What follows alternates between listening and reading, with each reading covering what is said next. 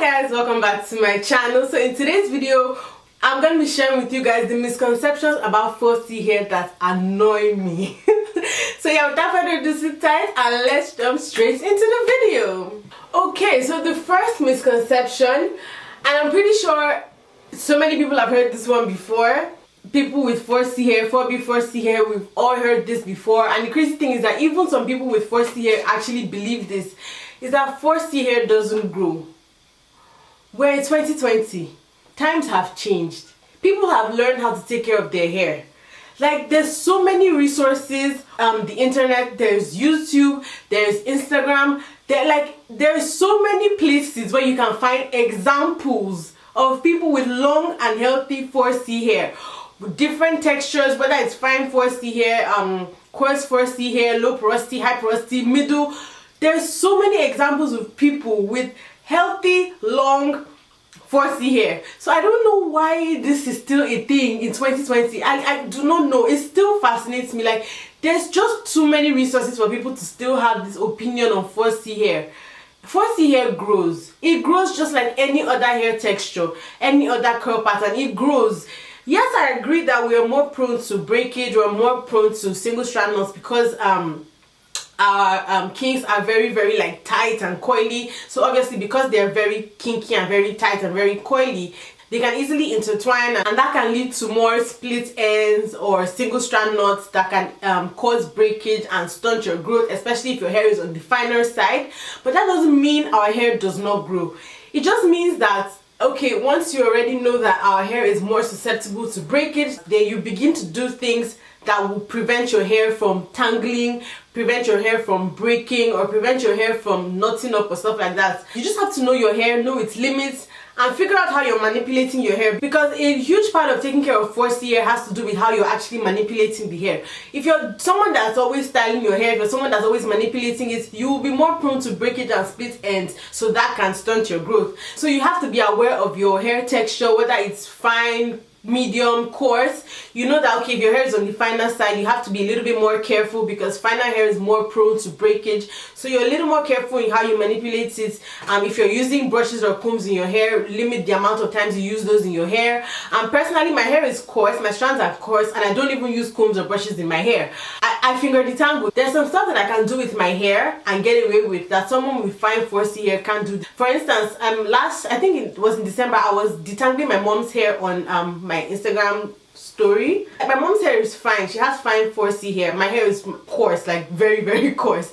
When I first tried to detangle her hair, I did it dry, and I was noticing that it was breaking up a lot, so I immediately stopped and used a conditioner. I can detangle my hair when it's dry without any products in it, but I can't try that on my mom's hair because it's going to lead to a lot of breakage. So being aware of the texture of your hair and knowing your hair's limitations, whether your hair is coarse, fine, thick, low porosity, high porosity, medium, it plays a huge role in how you manipulate your hair and how you retain the length in your hair. So let's stop this 4C hair doesn't grow narrative. Our hair grows like any other hair texture, any other hair type. Our hair goes through the same 3 growth phases: anagen, catagen, and telogen, like any other hair texture or curl type out there. Now, the second misconception is that 4C hair is always coarse.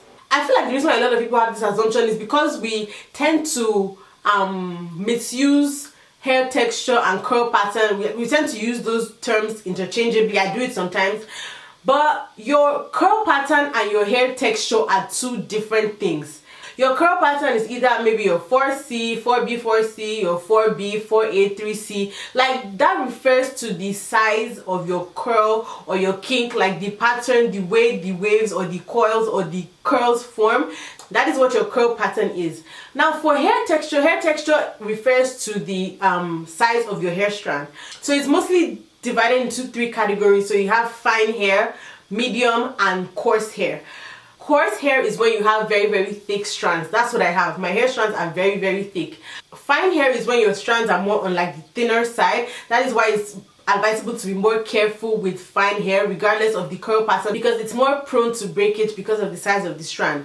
Now, medium hair is when your hair is obviously in the middle. So you can have 4C hair, but your strands may be very fine.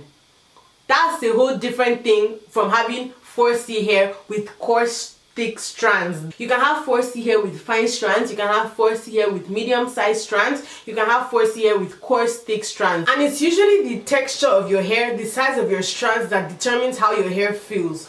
So finer hair usually tends to feel softer, and thicker hair strands usually tends to feel coarse or hard, as some people like to say. So it just depends on the size of your strand. So you can have 4C hair that is very, very soft without any product in it, like just fresh raw hair, no product in it, and it feels extremely soft. I actually know two people that have hair like that, and they're sisters. They have 4C hair, their hair is fine, but it feels so soft, like when you touch it, it's like you're touching gum. That's how soft it is. And yeah, and their hair is like that even if there's no product inside, like if there's nothing in it at all, their hair still feels like that. Now the third assumption is that putting products in your hair is going to give you curls. It does not.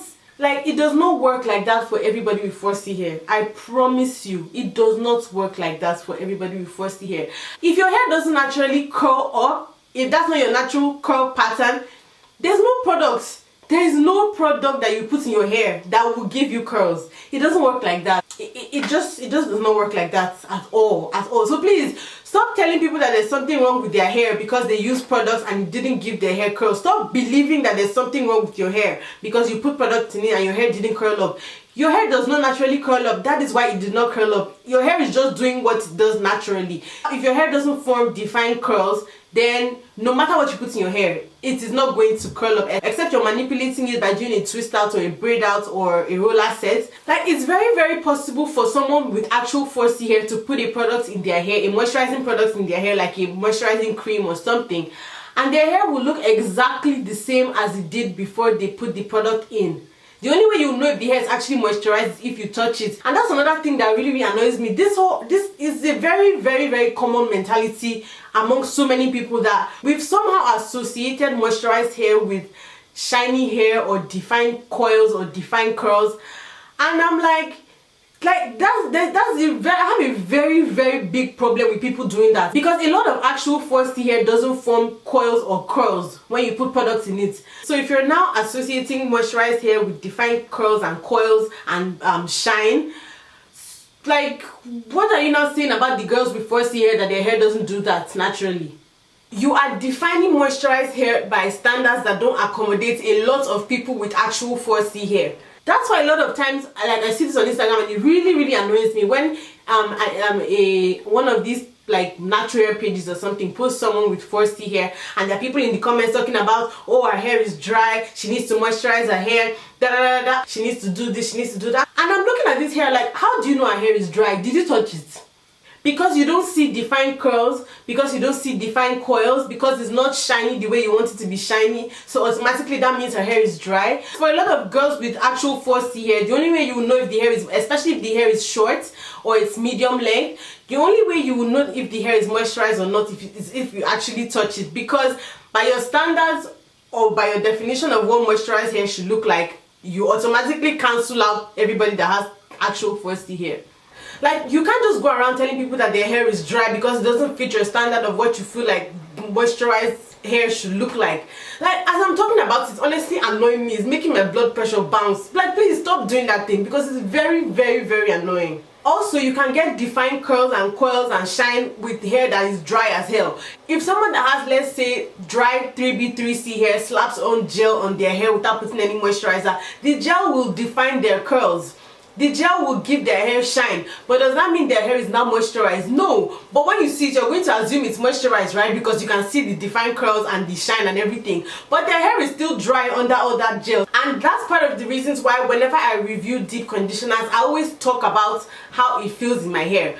Because sometimes I see like some people with looser hair reviewing a deep conditioner, and all they use the deep conditioner to do is like define their curls, and they show when their hair is dry and undefined, and then they define their curls, and it's like, okay, like all you did was define your curls. You're not really talking about how this deep conditioner feels in your hair.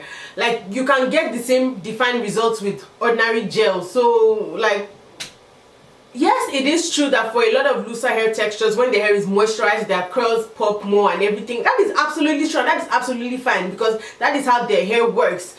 But that is not the only way to determine if someone's hair is moisturized or not. It is not the only way. You can have defined curls and shiny hair and your hair is still dry.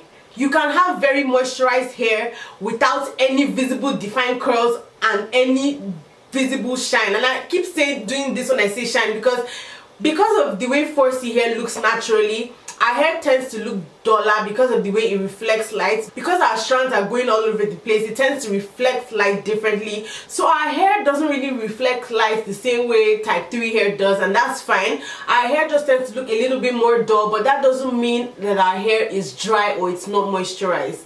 And there's so many people that are actually spending a lot of money, wasting money. So many people with 4C hair, with actual 4C hair, spending so much money, wasting their money trying to look for products that's going to make their hair curl. And I'm like, you are wasting your money. Why are you punishing yourself? Why? And then after they use these products and they see that it's not working, they start getting frustrated and they start resenting their hair. Like, how would you get frustrated when you are forcing your hair to do what it normally doesn't do? Like, please, help me to understand because I'm confused. Stop forcing your hair to do what it doesn't naturally do. Accept your hair for what it does and work with it like that. Like, that was one of the biggest things for me when I was going natural. I made up my mind that I was going to take my hair for what it was and work with it like that. I don't force my hair to do whatever it doesn't want to do. And that's honestly part of the reasons why I very rarely lay my edges, because my hair is 4C. Obviously my edges are 4C too. And like, they don't lay. Most products don't lay my hair. Let's say I put like edge control or something like that on my edges. In the next 30 minutes to an hour, even less, my edges are back to how they were before, back to their natural state. So I'm like, why am I going to keep forcing my edges to lay just to achieve a certain look? It's never that serious. I like my edges the way they are. Like, I don't have to lay them for my hairstyle to look nice. If you look at a lot of my hairstyling videos, you don't see me lay my hair, and the hairstyle still looks very, very nice. So I don't believe you have to lay your edges for the style to look nice at all. And besides, there are a lot of people that try to force their edges to lay with all kinds of things, and then in the long run you end up not having any edges. So what is the point? Me, I'm happy with my hair in any state. Like, right now my hair is in a braid out. I can go outside and it rains in my hair and the braid out definition disappears, and I will be fine. I will be fine and I'll be content.